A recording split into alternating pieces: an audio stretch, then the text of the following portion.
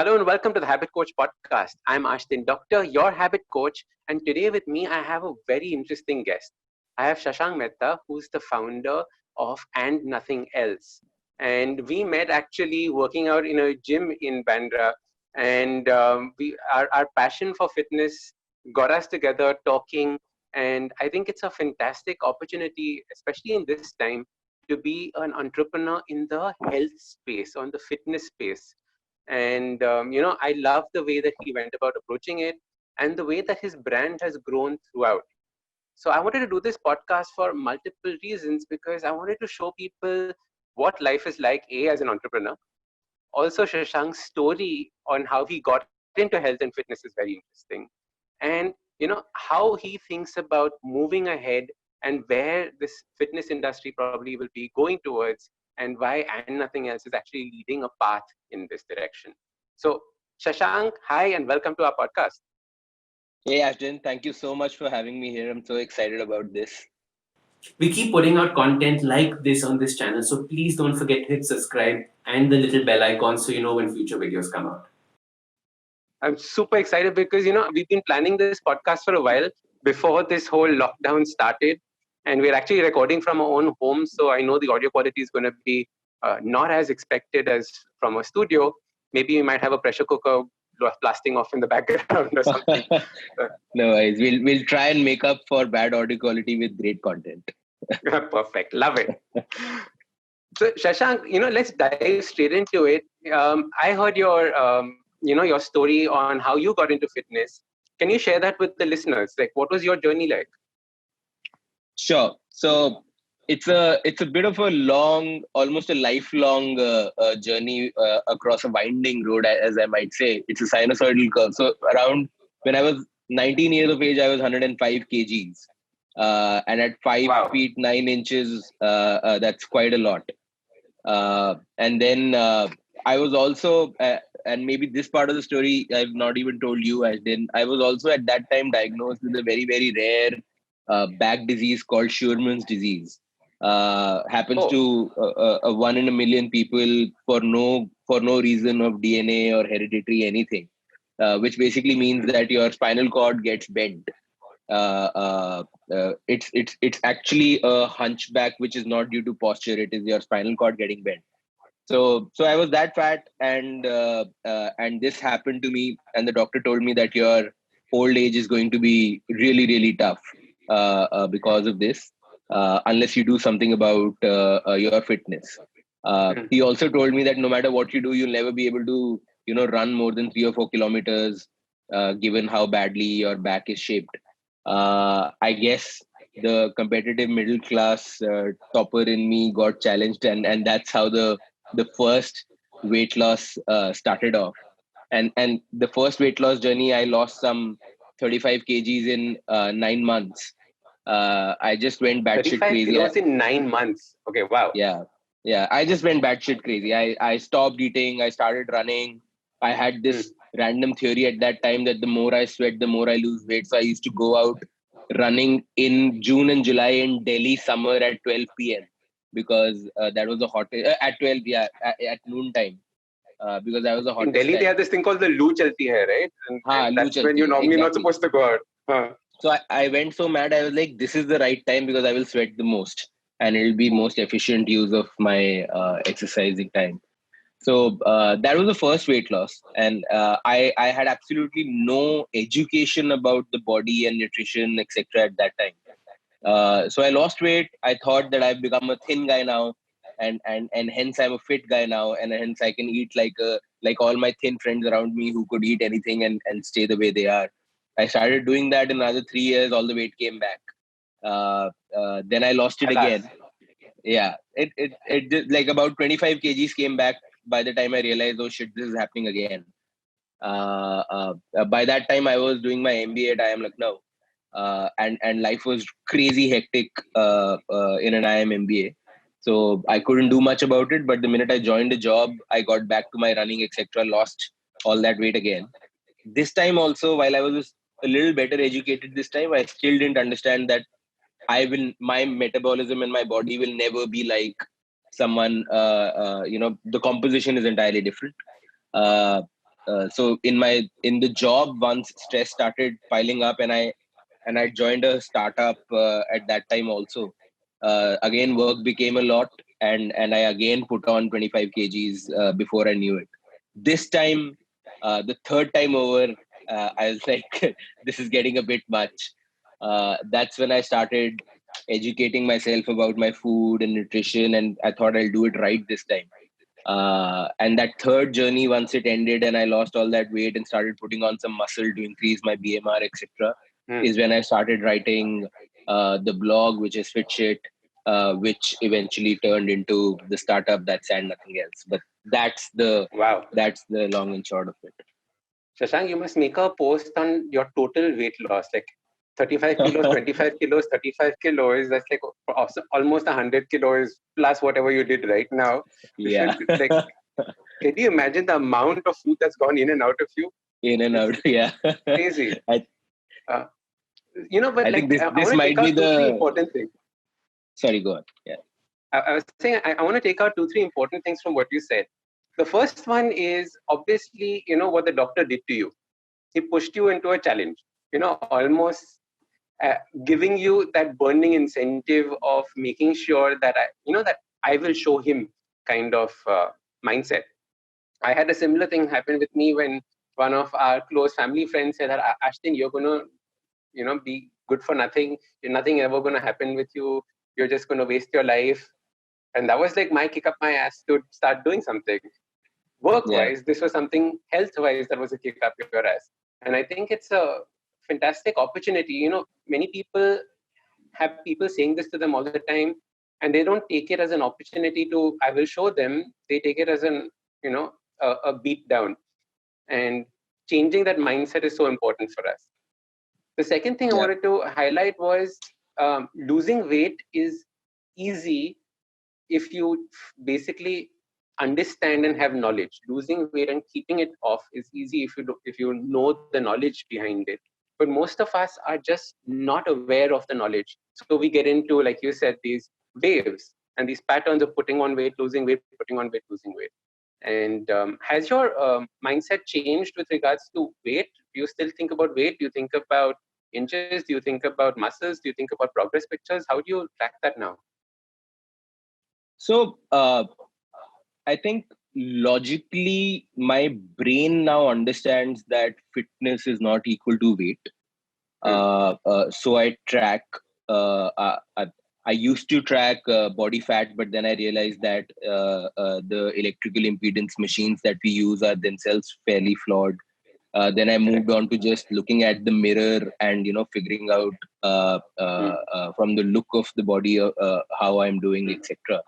But have I completely been able to overcome this obsession with not getting physically fat? I would say I don't know. It's such a deep-rooted thing because my entire teenage life I was an obese kid. I lived with that. Yeah, so I don't think I've fully overcome it, but my definition of fitness has obviously become a lot more nuanced now. To put it in a nutshell, I used to think that fitness is equal to weight. Now I think fitness is equal to endurance, strength, and flexibility, and hence I judge myself on progress on each of these three fronts. To say that as a composite, is my fitness moving forward or not? So, for example, about 3 years back, I did the entire, I will put on muscle, I will eat 150 grams of protein a day, do the entire American marketing thing, and become bulked up. I did become bulked up, but I stopped running. I used to be a marathoner. I stopped running because I was spending all my time on building muscle, and I'd never done yoga by that time. So I was very, very stiff. So at that time, I used to think because I was looking so good, I thought I'm the fittest. Today, I don't look as good as I used to look at the 3 years ago.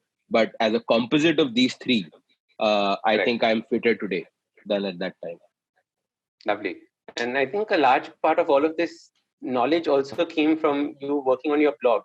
And when you started doing FitShit, I'm sure, I think it was a success primarily because it was so exciting for you to also learn these things and then share it. That's why, for example, I think the Habit Coach podcast is a success for me, because I find it so exciting getting this information and then sharing it.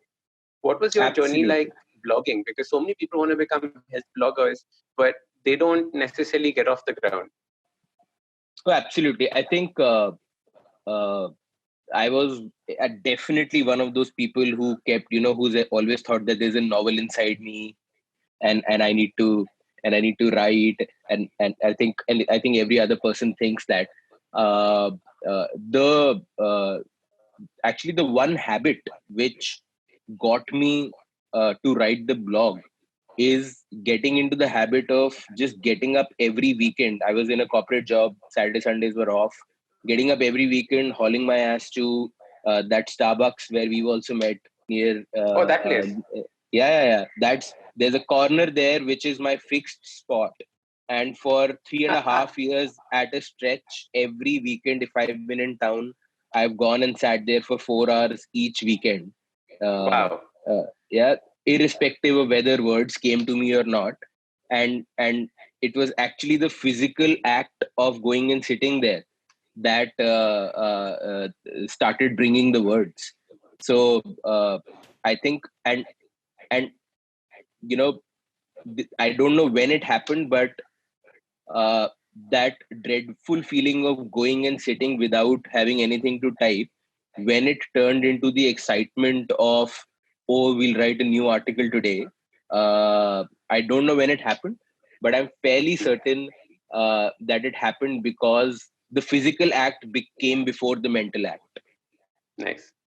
The physical act prompted the mental act to say that, look, I don't want to be in this difficult position of sitting down and then figuring out what to write. Let's now start actually mentally priming ourselves before we actually get into doing it. Yeah, maybe. And when you started writing, how long did it take you to write an article, and now how long does it take you to write an article? Oh, big difference. When I started writing, it would take me at least 2 weekends to finish off one article. One Oh, weekend would wow. go and 1 weekend would go and research, because I'd made a pledge to myself that I won't do. There'll always be two facets to a fit sheet article. One is that it'll be thoroughly researched. So every statement I make, it either needs to come from personal experience or it needs to be backed by research. Uh, in most cases, I'll try and do both.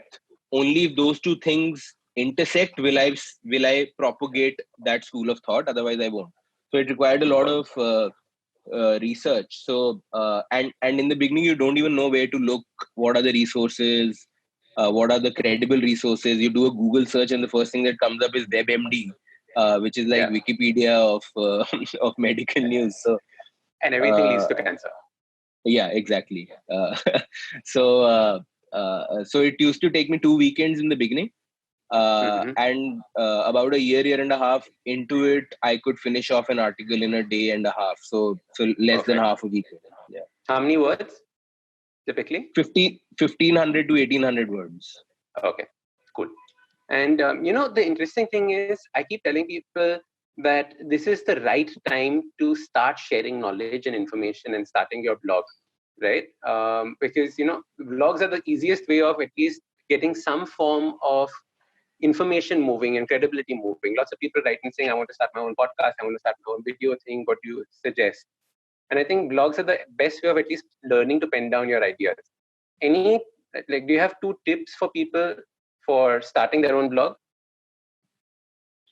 I think the first one is is again a mental shift.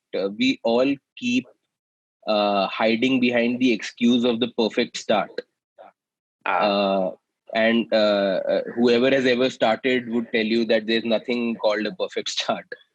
So there's this saying that waiting for the perfect start is the perfect way to never start. So I think that was a big one. As I said, I finally had to swallow my ego, and eventually it comes down to ego, that you don't. We are not up to seeing the shit that we'll put out on paper, basically, because it will break the image of how awesome we are in our heads. Correct. So I had to overcome that and say that doesn't matter, whatever shit I have inside of me, I need to spew it out so that the good stuff which is lying underneath it can come out after that. Yeah. Because So you will never love your first podcast, you will never love your first video, you will never love any of the first things that you've done. yeah, But you have to just vomit them out, get them out of your system, and put in the yeah, practice so that the better stuff starts coming out soon. When yes. people started, even now when people say I'm listening to your episode 0, episode 1, I was like, Baba, please just start from 20 or something. Yeah. Miss all the earlier stuff. Yeah, So yeah, absolutely. absolutely. So one is just So start. yeah, and I would say the second one is I don't know if it's a writing style that's particular to me, but one thing that really helped me was on day one when I sit down to write, I write free flowing. I don't care about how it looks, etc. And then the next day when I come back, so I do two things. One, I stop at a time where I feel that I can still go on. I feel that it's very, very important to have something left in the tank to excite you to come back to it tomorrow. If you exhaust the tank today, then the next day you're not excited to get up and get back at it. And when I come back, I spend a lot of time revising yesterday's draft first. Even if I'd left it at 70% and the article wasn't complete, I go through the draft again. This time I start correcting the grammar, I start correcting the pauses, I start correcting the highlights, etc. And that again gets me into the act of doing something with my fingers, getting operational again, etc. And then thoughts start flowing themselves again. So it Correct. again comes back to without thinking, the next day when you get back to the draft, start doing something, start fidgeting around with yesterday's draft, and dheere dheere it'll start putting the mental energy into flow also. Correct. Absolutely. The big learning from this is that um, you have to start slowly getting a system in place for anything that you want to start doing or creating, right? Yes. So even for you, your system is do a lot of research, sit in one particular position, do the free flow writing, then do the draft one, maybe a draft two, till you're completely satisfied. So I'm sure that there is a system that you put in place. And for everything, there has to be a system, because very often we come in saying that, dekha jayega. Let's see what my brain comes up with. And I don't Yeah, think that's the right way of doing this, because if you want consistency, you have to work in your systems. And after all, your systems are nothing but habits. So you have to get your absolutely. habits in place to get your systems Absolutely. in place. If there is actually one biggest thing that I would add as a tip is you have to commit to a frequency of putting things out. Correct. There is just no way around it. No matter how shitty you feel it is, if you've committed that every weekend one thing is going out, it has to go out. Has to go. Yeah, that deadline, that habit of putting something out is Mhm. the biggest motivation to write and to write well. Because if you're going to keep it to yourself, you won't hold yourself to the highest standard. It No. has to go out. So, yeah, absolutely. Beautiful. So, I can see so many parallels from this to the business that you started and nothing else, right? You were working a corporate job, you wanted to do something. And what was the transition like? Or first, start off by telling us what and nothing else is a little bit, so that the people who are listening to us know. And then let's talk about how the transition took place. Sure. So, uh, a large part of doing the FitShit research and my own personal journey led me to the understanding that, big reason why I was falling into the obesity trap again and again was because I assumed that I was eating healthy, given what the marketing guys would have me believe that I was eating high protein and low carb and high in good fats stuff. Because that when I and a large part of our diets today are packaged food. So when I went to the supermarket, I thought that I am replacing my Coke with this fruit juice, which is such a great replacement. I thought that I'm a North Indian guy, I'm replacing my morning paranthas with cornflakes, which is such a great thing. Yeah. And it was only when I did the research that I realized that they are just like Coke and fruit juice, especially the kinds that we get in our markets, are exactly the same amount of added sugar. Forget about the natural sugar. And cornflakes are just a way of delivering sugar into your body in the morning. So I realized that a big problem with food is with packaged food is claims. What in marketing language we call, I used to work with Unilever. I used to work in the personal care department. So for us, claims used to be fairer skin in 4 weeks, and pimples will go away in 2 weeks and stuff like that.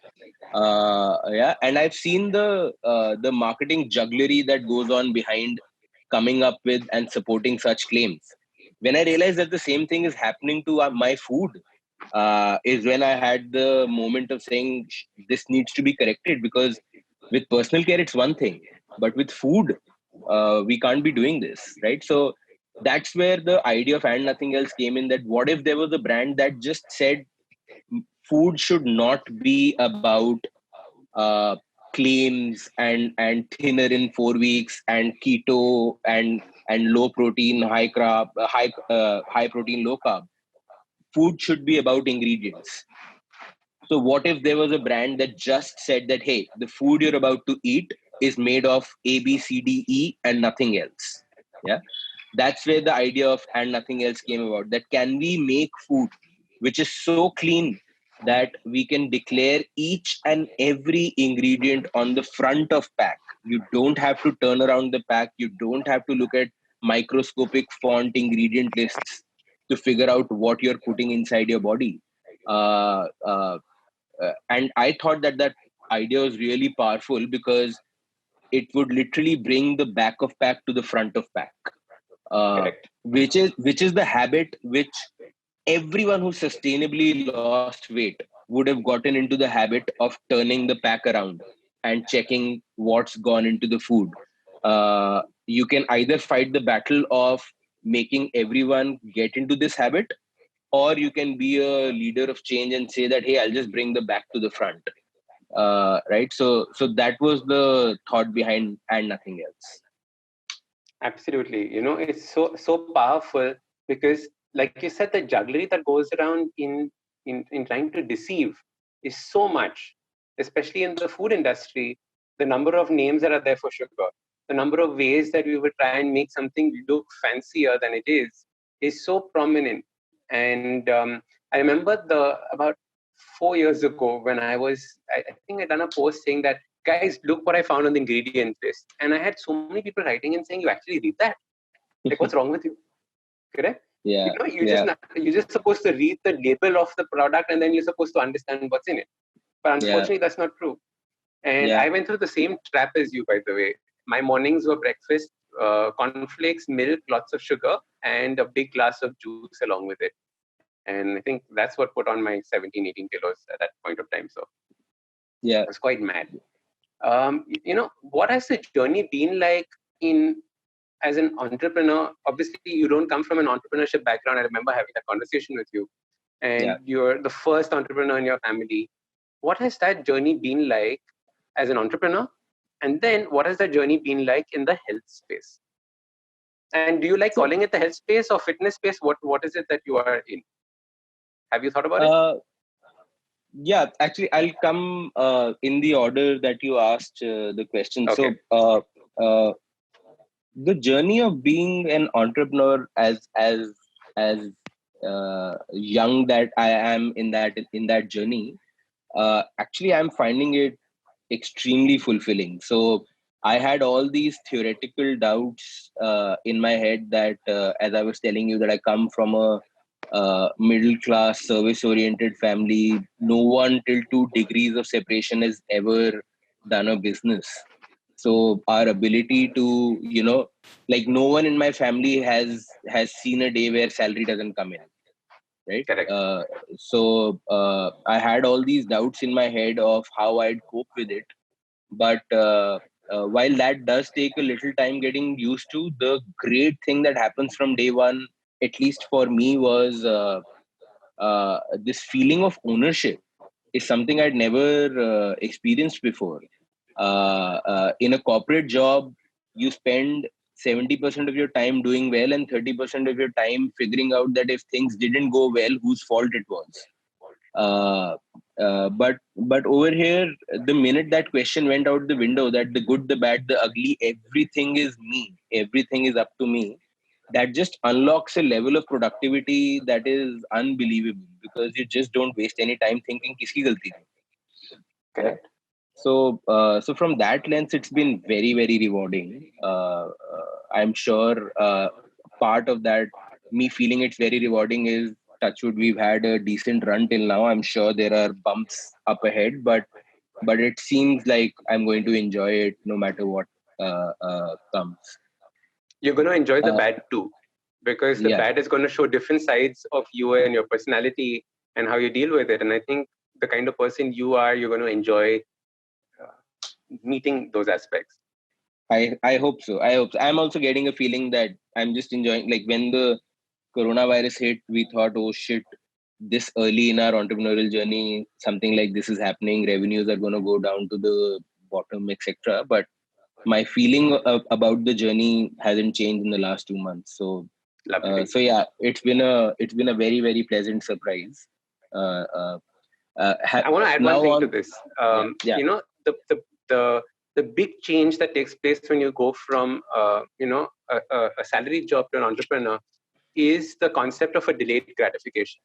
And if you can make peace with this idea of a delayed gratification, you can achieve almost anything. The problem is that as soon as people say that, no, why should I do this? Who's going to pay me right now? Right? So like we've been doing this podcast for a year and a half, 2 years. We know that the podcast will give some form of returns maybe later on in life. Nothing's happening so far. Right? The ability to do that delayed gratification is the big change, the mindset change that takes place. Absolutely. And I think, if you think about it purely logically, I can understand if someone who's living salary check to salary check, saying that, hey, I can't afford delayed gratification, that I can understand. When I started my career, while I started earning a decent amount, in the first 3-4 years, I wouldn't have wanted to live that life. But after 10 years, once you have a bit of saving in the bank, it's not as if you're gonna, and if you're from a decent educational background, it's for certain that you're not gonna go hungry or need to drastically downgrade your lifestyle. I can any day go back and I'm fairly sure get a job if I need to, right? So I think that one huge difference was, someone told me, think about whether it's risky or scary. Actually, it's not risky. There was no risk. The worst case scenario was, after 3 years of trying, I'll go back and do a 7-8 figure job. It was scary because it was unknown territory, it was uncharted waters, and hence once you realize, oh, I'm just scared, there's no then if you've trained your mind to overcome fear, you can take the leap, I guess.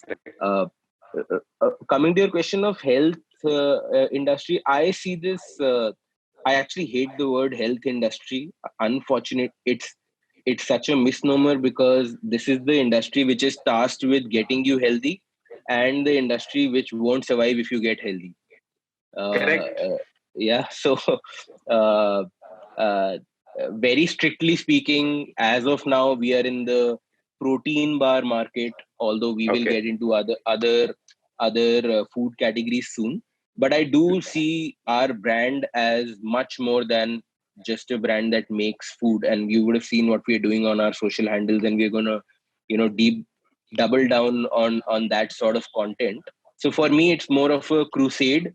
The physical product part of it is proof of our commitment that we are not just giving gyan, we are actually acting on it. But the mission is taking what FitShit was doing and doing it at a much larger scale. If we are able to build a profitable business around it, which can self-sustain, that would be utopia. Because very rarely do you get to do the right thing and yet make money off it. Generally, one has to compromise. So So being an entrepreneur in the health industry has again been, like any entrepreneurial journey, there are headwinds and tailwinds. People used to tell me that, oh, crowded market, so many brands, so many people are launching. Protein bar is a nascent category, small category, not big enough, etc., etc. So all of those headwinds are true. There are also the tailwinds of more and more people are getting conscious about what they eat. More and more people are getting, willing to spend more money on eating clean, etc. So there are those tailwinds, which I'm sure in some way or the other are there in every entrepreneurial journey. So eventually, I just feel it comes back, how your journey is comes back to what's within you, not to what's outside. Not because every industry will have its own challenges. So I actually don't even think of is being an entrepreneur in the health industry any different from being an entrepreneur in any other industry. I'm fairly sure there are similar challenges everywhere. So you're not seeing a dramatic difference in this, and I completely agree with you. I hate calling it the health, fitness, etc., because it just boxes you into this strange category. It's more living, and then once you say lifestyle, you suddenly get into branded clothes. So it's actually a very strange, you know, position. Like, where does habit coach fit? I don't know what category it would fit in. I like to say we are in the business of telling you the truth. Either on pack or in my words or on my social media, and the lens with which I'm looking at the world right now is food. So I'm going to tell you the truth about food. But tomorrow, if I shift my lens to exercise, I'm going to tell you the truth about exercise. And of course, there is no absolute truth. I'm going to do my best to tell you the whole truth about how I've experienced it and what I've learned about it, because that's the most honest I can be about anything. Correct. So a little bit about your product. I don't think we covered too much about it. So, and nothing else right now makes protein bars in how many flavors? 5 flavors. 5 flavors. And they have no more than how many ingredients on it? The max is 6, the minimum is 4. So between 4 and 6 ingredients. 4 and 6 ingredients. And these are common household ingredients, nothing with a fancy name that you cannot pronounce, nothing that sounds even remotely chemically, right? This is as pure of ingredients as you can get. Absolutely.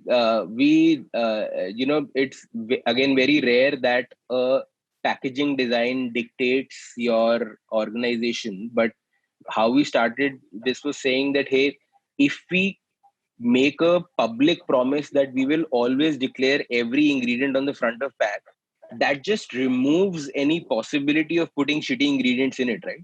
Because we'll get penalized. I can't put maltodextrin because I'll have to declare it. And if I declare it up front, then consumers will be like, oh, isme maltodextrin hai, ye kya hota hai? 90% food that we are eating has it, but it's on the back of pack. Right? Yeah. So yeah, the simple rule is, if you can't pronounce it, we won't put it in. And if it starts becoming like 15, 20 ingredients, we won't make that food. Ideally, we try and keep it very, very less processed also in terms of the amount of processing we do on the food. Like, the only equipment in our kitchen is a oven for roasting the nuts and a mixer for smooshing everything together. That's it. Correct. In fact, when all of us go through this health journey, we all say that, I can make this at home, I can make this at home, I'll make this at home. And I know that your journey also must have been like, I'll make these protein bars at home and see what they turn out to be like. I made them for sure. Yeah. And like, you'll do it the first time, you'll do it the second time, and then you'll be like, Baba, I just wish like somebody else would make this for me and I could buy it for them. And I think that's why you found that perfect spot on where everyone would have experimented with this, not got the composition right, and said, chalo, let's leave it to the professionals to do this. Yeah. And absolutely. So, my mom used to keep telling me, because again, she's the quintessential middle class, risk averse, my son will go and screw his great life sort of a mom, right? She cares that much. So she used to keep telling me that, A, you're making such a simple thing. B, you're putting the recipe on the front of pack. What stupidity is this? Of course you will get copied and people will be like, "Arey, to main ghar pe bana lunga." life, right? But having it took us a year to get to the product, because we realized that actually keeping everything natural and to a few ingredients is Very hard. far tougher, because there's nothing to hide behind. If there is no artificial sweetener which can mask the taste of other shitty things that you put in it, there is no artificial binder which, no matter how you mix this thing, it will come together, because there's some gum arabica sort of thing that's been put into it, xanthan gum or something that's been put into it. So and because you're not adding any preservative, yet you want to sell on the shelves and have some shelf life, that means that you can't add even a drop of water, because water is what leads to products going back, because microorganisms need water to live. So that process of removing water from the recipe is a painful process, because without water, without any artificial binder, how do you hold the goop together? Nothing, so even now the bars are fairly fragile, but you should have seen when they started off, they would just crumble at the touch. So it like, we've done recipe trials, and by we I mean me and my chef friend who eventually came on board to become the head of product for us. We both of us made this product at home, and over the course of a year we've done recipe trials of saying, add one almond, remove one cashew, add half a date, remove half a date. That's the nitty-gritty that you have to get into. So when people tell me, someone will copy it, I'm like, please. Go ahead. Please, as it is, there's a country mile between saying and doing, and once you get to doing, you'll realize that it's not that easy. So No, be my guest. I'm like, Wagamama gave its famous curry recipe out right now for people to make at home during the lockdown. And some people might say, are you stupid? Why would you give your star recipe out? But it's just going to be like, people are going to make it at home, say, I can't do this. Let's go to Wagamama when it opens. That's exactly how. Absolutely. And this information age that we're living in, it's all about sharing information. And you realize that the more information you share, the more we all grow together. And while the last age was all about divide and conquer, I think this is more about coming together, creating friendships, creating bonds, doing stuff like this, right? Like we're doing the lives on intermittent fasting on the And Nothing Else channel. And it's so interesting because growing with each other is so much more pleasurable than not sharing this information and being secretive about these things. And even for people who are cynical about sharing, my argument is, how are you going to hide? Like, there is like, if White House documents can't remain hidden, then what are you and I going to hide? So as it is, there is no other way. Even if you don't see the merit in sharing, I don't see the point in hiding. So you might as well go ahead. And in this obviously world of information overload, it's actually only through this sort of consolidation that you can actually combine forces and hopefully be heard. Standing alone and shouting in a corner will get lost in the sea of voices that we are as it is bombarded with. No, I think you guys have had an incredible growth from the time you started. I've been following it, and it's just superb. I wanted to give you a lot of tallies for it. Thank you so much. And it's all come actually from collaboration. And a large part of it is collaboration. Like suddenly, every single restaurant I went to in Bombay had an And Nothing Else bar on the counter. All the fitness people were talking about And Nothing Else and sharing it. So I see the way that you've used collaboration to grow yourself is beautiful. Thank you. That was a key factor from day one, that we said that the way brands grow is actually by association. I want your Ashden's halo to reflect on my brand, because that says something about me. Who I hang out with says something about me. So and we were so clear in our hearts that these good people wouldn't mind hanging out with us once they see what we are doing. and that's what happened. That the minute That's we honestly the went right there, way of doing it. yeah, absolutely, it's Like, reaped like one of the dividends which we habits that couldn't we imagine. talk about is, sorry, Sorry, go on. I was saying, like, one of the habits we talk about is choose your friend circle. And that's exactly what you are talking about, because your friend circle is what creates you, grows you, pushes you, and like you said, gives you the halo. Okay, Absolutely. we're almost running out of time. Shashank, do you have 3 habits that you think everybody should definitely try inculcating in their life, either as an entrepreneur or in the health space or for the fitness or for life? What would you think? I think one, I personally think writing is a very, very strong, important habit. Not only does it force one to think coherently, you can branch out in 10 directions in your head when you're thinking, but when you put pen to paper, you have to choose one direction and write about it. That itself, I find to be very powerful. So I personally make sense of the world when I write. So I think writing at some frequency, even if you're not doing it for the external world, if it's a diary or something, is a very, very important habit, I would say. uh, Super. the sec the second one is, this is more personal one, the one that I said about, uh, whenever you're feeling scared of doing something which you've never done in the past, and giving yourself reasons for why it should not be done, just take a moment to figure out whether this is scary or risky.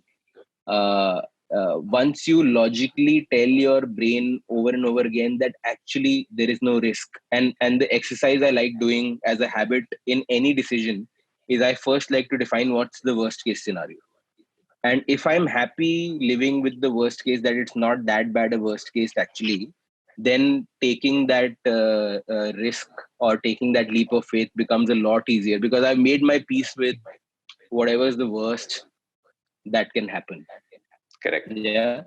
Well and said.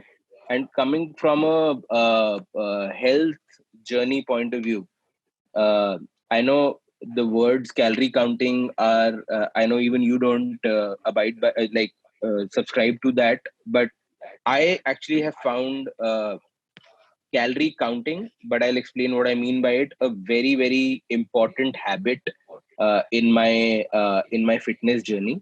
Not because calorie counting is everything, but because when I got into to get into the habit of calorie counting, I had to understand my food and become conscious about it. Yeah, so it forced me to learn my food.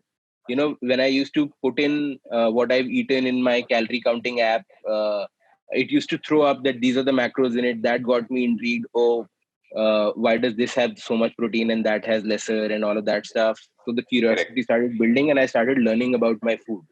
So I find it to be a very, very useful habit, which uh, makes sure that your knowledge of your food will grow. And once you know what you're putting inside your body, once you truly understand food, there is zero chance that you will screw yourself over. We only screw ourselves Correct. in when we are ignorant of what we are putting in our body.